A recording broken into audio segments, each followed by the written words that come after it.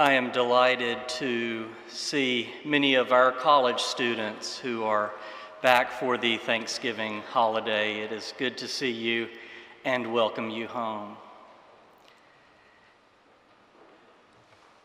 When I was a kid, on Thanksgiving morning, my father and I would wake up early, put the coffee pot on, and then plan our strategy. See, you have to have a strategy, as you well know, if you're going to cook 3 days worth of food in one day. And if you're still wanting to serve that piping hot. So what we would create that morning wasn't so much a menu as it was a plan of attack. And what we came up with resembled an athletic team's playbook. We'll cook the dressing and sweet potatoes at 375, and with 10 minutes before they're done, we'll crank the heat on the oven up to 425 and stick the rolls in. With God's grace, they'll all come out done, but not burnt. Go team. Do you have to do this as well? These memories are so prominent that if I close my eyes, think about that meal, I can almost taste it. Roasted turkey, baked ham, hot rolls, broccoli casserole, sweet potatoes with that brown sugary goodness on top, green beans, buttered corn, black-eyed peas, slow-cooked collard greens, savory dressing, smooth gravy, cranberry sauce from the can as God intended it.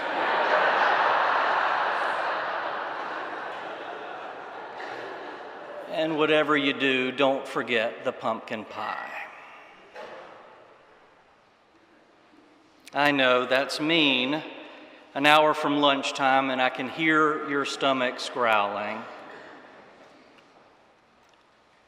But that's not really the mean part. See, if your family was anything like mine, you had a tradition of standing around the table, holding hands, with all the aforementioned food in front of you, sweet and savory aromas filling the air, and we can't eat it. No, we can't even touch it until we go around the table and every person express what they're grateful for. And there were 6 of us kids, plus whatever relatives had come into town. And then my father or stepmother, who are both pastors, would ask God's blessing over the meal. And I don't need to tell you that pastors can pray forever. I thought I would die waiting to eat that meal. But that made it taste just a little better. We enjoyed it all the more. And that's what I think this week is all about. Gathering with family and friends to share fine food and return thanks to God for all of our blessings. So perhaps that's what my family's exercise of going around the table, naming what we're thankful for, perhaps that's what it was all about. Causing us to pause, wait just a minute, catch our breath, and in the midst of the bounty, consider our gratitude. And this is such an important exercise, brothers and sisters, for the majority of folks in our nation, and I would certainly count myself in this group. We have all that we need and most of what we want. I heard a story once about a Jewish rabbi and a Catholic priest who met at their town's 4th of July picnic. They were old friends, so immediately when they sat down, they began their usual banter, teasing of one another. "This baked ham is really delicious," the priest teased the rabbi. "You really ought to try it. I know it's against your religion and all, but I can't understand why such wonderful food would be forbidden. You don't know what you're missing. Rabbi, you haven't lived until you've tried Mrs. Hall's prized honey-baked ham. Tell me, friend, when are you going to break down and try it?" Jewish rabbi looked at the Catholic priest with a big grin and said, "Well, Father, I'll be sure to eat some at your wedding."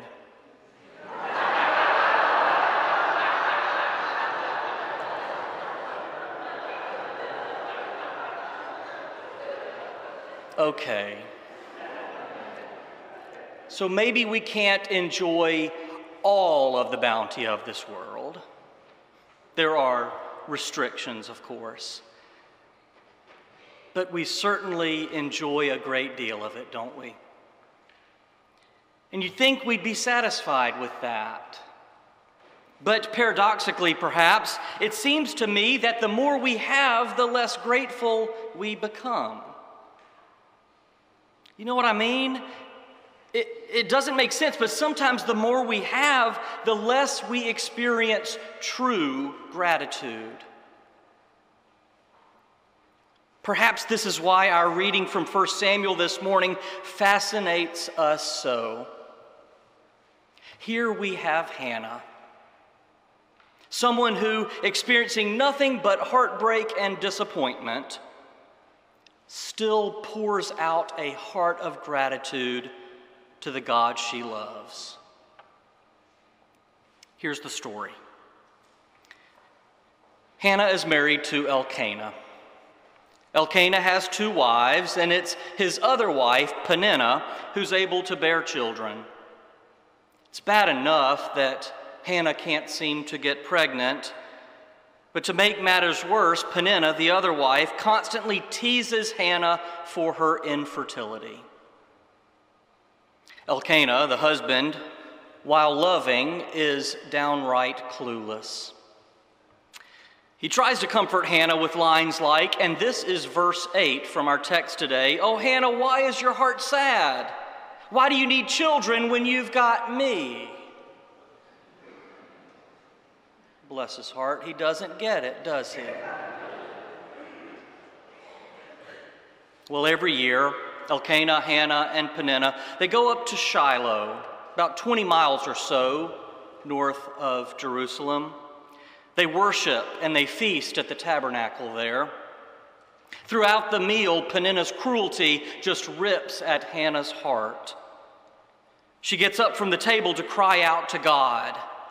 Tears are streaming from her face, and she prays, "God, give me a son. Give me a son, God, and I will give him back to you forever." God answers her prayer. Later, she gives birth to Samuel and then sings to God a beautiful song of joy and thanksgiving. That's how we usually tell the story. That's how the lectionary presents the story. But there is another side to it. Now that Samuel is born, Hannah feels compelled to keep her promise to God. In the section of text in between today's lectionary readings, we read this.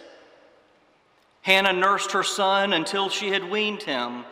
Then she took him up to Shiloh and brought the child to Eli. Hannah said, "Excuse me, sir, I prayed for this child and God gave me what I asked for. And now I am dedicating him to God." And there they worshiped God. And Samuel's mother left him there for the Lord. Excuse me. Do you see the heartbreak within the joy here? For years and years, Hannah waited and wept, praying desperately for a child. And now he's born, and she's walking away. She's walking away, listening to her only child cry out for his mama.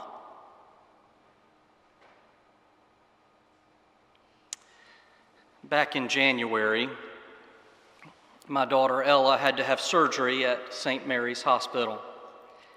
She was having constant pain in her knee, and the surgeon needed to repair it.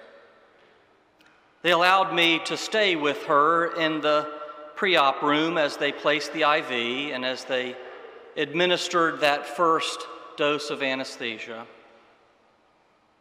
We both cried as the nurse took her back to the OR and sent me back to the waiting room.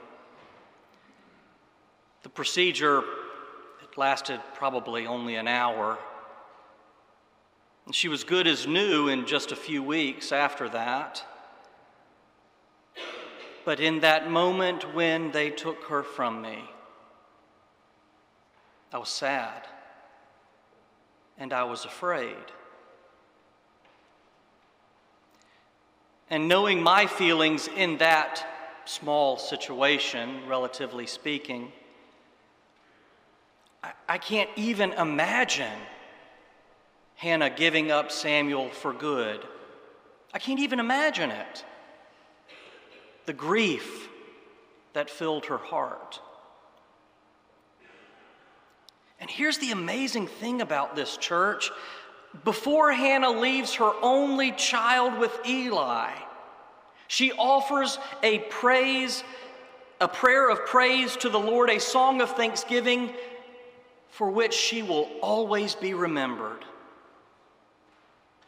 Tucky read it for us this morning. "O Lord, there is no other God like you. My heart is so full and my soul rejoices, for when things were at their worst, you heard my cry and you rescued me." How can she sing this song of joy? How can she pray this prayer? Yes, God gave her a baby, but now she's giving that baby back. What is there to be thankful for? Could you do what Hannah did? I'm not so sure I could. But in this moment, Hannah sings. And I think I know why. I think Hannah knew that the one who knew her best, that the one who gave her Samuel, would take care of her, would be kind to her. And for that, she can't keep from singing. And her song teaches us something profound. Even when things are at their darkest, that's when we offer thanks and praise. I've seen this before. I've noticed that whenever I visit people in hospice care, they inevitably share with me the same thing: gratitude for all that God has given them, thanksgiving for a good life. Even when things are at their darkest, that's when we offer thanks and praise. Sometimes even in our pain, even in our hurt, even when our hearts are breaking in two, we just can't help it. We break into a song of thanksgiving because we know that amazing grace has brought us safe thus far, and that grace will lead us home. Bless you, Hannah. Bless you for showing us that grief and thanksgiving are not mutually exclusive. Sometimes they are twin sisters. This is something we need to hear today, for there is so much grief in this world.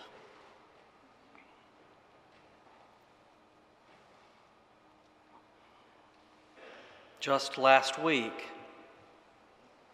we received the news that our beloved Baptist Theological Seminary at Richmond would be closing at the end of this school year. As I have talked with my fellow alumni, as I have heard the stories of faculty and staff, as I have watched the pain on the faces of trustees who had to make this very difficult decision. As I have listened to the anger and fear of current students, one emotion seems to permeate it all: grief. We grieve because a place of learning and growth will not be there for future generations. We grieve because at this seminary's founding, a time when doors were closing for women in ministry, BTSR said, "Your call is as valid as anyone's." We grieve because this was a heart-wrenching decision to make. We grieve because a place that so many people in this room, gave their hearts to, gave their lives to, will be no more. And so we name that grief. And in the spirit of Hannah, we offer that to God. And yet, in the midst of this grief, an amazing thing has begun to happen. Thanksgiving. Alumni have been sharing stories of how it was at BTSR that they fell in love with the Scriptures, where they first met their spouses, where their calls to ministry became clear. Faculty have shared generously about how for them teaching ministers is far more than a job. It's a calling given by God. To be sure, these words of thanksgiving do not erase the pain, but they do reveal a deep and abiding faith that God is still at work within us. God is still calling women and men to ministry. And these words of gratitude reveal that we believe the truth of the gospel, that life comes from death. For that, we give thanks.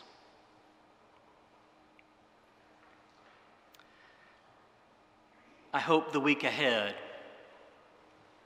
gives you an opportunity, brothers and sisters, to express your own gratitude. I hope that on Thursday you will take some time, pause for a moment, give God thanks for all the blessings that you enjoy, for life, for love, for family, for this community. But before you do that, I hope you'll come back here tomorrow evening, 6:30 p.m. in this sanctuary, as we gather with our brothers and sisters from Quioccasin Baptist Church in a service of thanksgiving. I can't speak for you, but here is what I bring to this worship service. Despite all that is wrong with this world, despite all that causes us grief, I still need to praise the God from whom all blessings flow. I need to come to this altar of grace, giving thanks to God for the blessings of my life, my family, this incredible church, and the gift God gave us in Jesus Christ, our Lord, our Savior, and our friend. For this and so much more, we say, thanks be to God. Amen.